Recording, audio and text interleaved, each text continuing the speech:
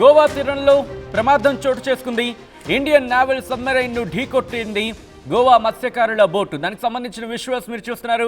ప్రమాద సమయంలో బోటులో 13 మంది మత్స్యకారులు ఉన్నారు.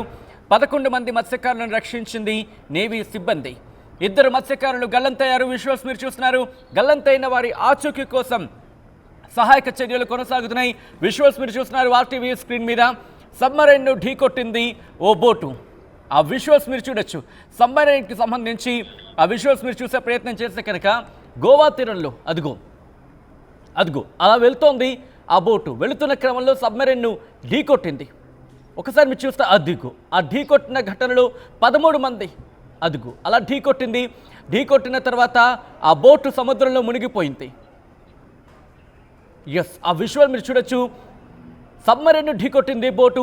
ఈ ఘటనలో 13 మంది. అక్కడ ఆ విజువల్ కనుక చూస్తే అంతవరకు మనకి ఎవరో అక్కడ కనిపిస్తూ ఉన్నారు.